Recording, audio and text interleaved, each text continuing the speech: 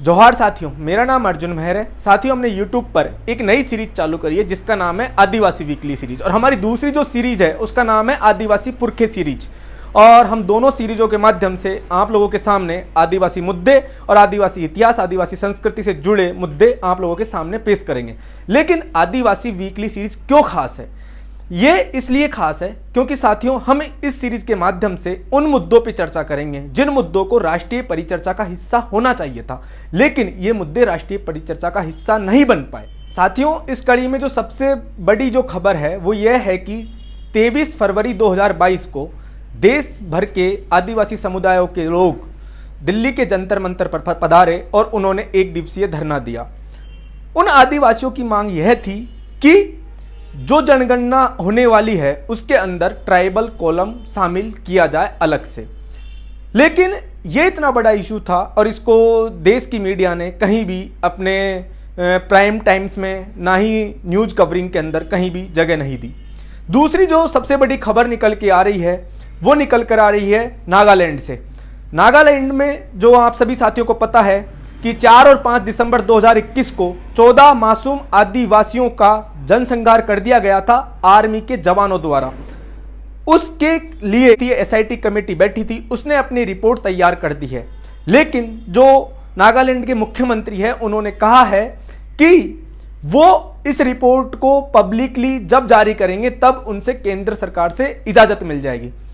आदिवासी समुदाय के लोग नागालैंड के मुख्यमंत्री जी से पूछना चाहते हैं कि जब सेना के जवानों ने आदिवासियों पर गोलियां चलाई थी तो वो केंद्र सरकार से पूछकर चलाई थी, क्या जो आप लोग केंद्र सरकार से पूछकर इस एसआईटी की रिपोर्ट को पब्लिक करेंगे?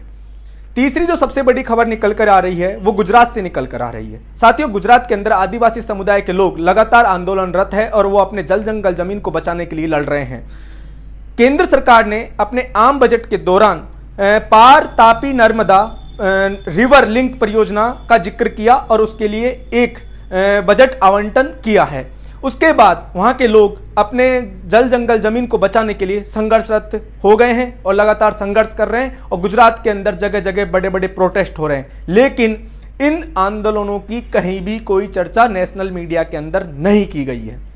चौथी जो सबसे बड़ी खबर है वो छत्तीसगढ़ से निकल कर आ रही है। साथियों, छत्तीसगढ़ के आदिवासी समुदाय के लोग सिलगेर में आंदोलनरत हैं, साथ में हसदेव अरण्य को जंगलों को बचाने के लिए आंदोलनरत है।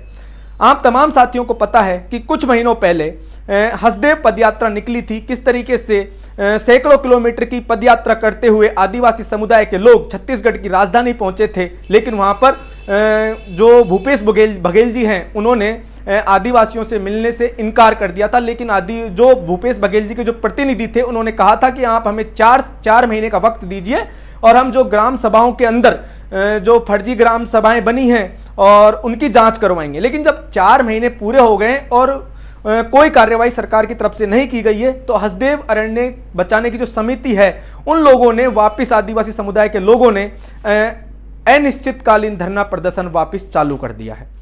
साथियों, जो 5वीं खबर है वो झारखंड राज्य से है। झारखंड राज्य के अंदर 4 पुलिसिया दमन की कार्रवाई देखने को मिली। पहली जो दमन की कार्रवाई हुई वो हुई गिरिडीह पुलिस ने आदिवासी कार्यकर्ता भगवान किस्सू को गिरफ्तार किया। ये वही भगवान किस्सू हैं जो लगातार आदिवासी मुद्दों पर झारखंड के मुख्यमंत्री हेमंत सोरेन जी से मिलते रहते हैं और आदिवासियों की आवाज को बुलंद करते रहते हैं। किस तरीके से एक आदिवासी कार्यकर्ता को झूठे आरोपों में फंसाया गया और उन पे नक्सली होने का आरोप लगाया गया और उन्हें जेल में बंद कर दिया गया। दूसरी जो खबर है झारखंड राज्य से ही, 23 फरवरी को लाथेर के कुक्कू गांव से आधी रात को आदिवासी युवा अनिल सिंह को कोगारू थाना पुलिस ने उठाया और उनको रात भर टॉर्चर किया और उन्हें बेरहमी से मारा पीटा। और अगले दिन पुलिस बोलती है कि हमने इन्हें गलती से उठा लिया, हमसे गलती हो गई। कितनी आसानी से पुलिस ने कह दिया कि हमसे गलती हो गई। कभी आप बोल दो मिस्टेकन ऑफ आइडेंटिटी की वजह से हमने इन आदिवासियों का जनसंहार कर दिया, कभी बोल दो कि नक्सली है उठा लो रात भर इनका हमने एनकाउंटर कर दिया, और कभी कह दो कि हमने नक्सली समझा उसको लेके आए उससे बयान लेने तो रात भर टॉर्चर करो और कह दो हमसे गलती हो गई। बहुत आसान हो गया इस देश के अंदर आदिवासियों को नक्सलवाद के नाम पर टॉर्चर करना। लेकिन इस घटना पर भी देश भर के जो प्रगतिशील लोग हैं उनकी चुप्पी साधी रही।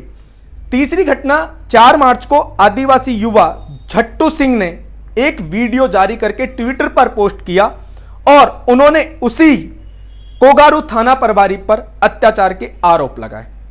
ये दो घटनाएं कोगारू थाना के अंदर हुई है, लेकिन हेमंत सोरेन जी को जब लगातार ट्विटर पे लोगों ने टैग किया, जो आदिवासी कार्यकर्ता हैं, जो आदिवासी मुखर आवाजें हैं, उन्होंने हेमंत सोरेन जी को लिख के कहा कि आपके राज्य में क्या हो रहा है, तो हेमंत सोरेन जी ने भी एक ट्वीट करके खाना पूर्ति कर दी। उन्होंने झारखंड पुलिस को मेंशन किया और उन्होंने कहा कि इस पे आप कोई एक्शन लीजिए।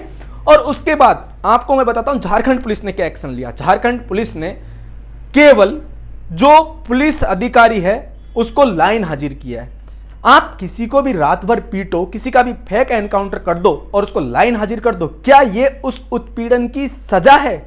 लेकिन नहीं, कोई भी इन ह्यूमन राइट के जो वायलेशन हो रहे हैं इसके खिलाफ बोलने की कोशिश नहीं कर रहा है। तो प्लीज आप तमाम लोगों से अपील है कि ऐसी जो घटनाएं हो रही है उन पे अपनी आवाज बुलंद करें।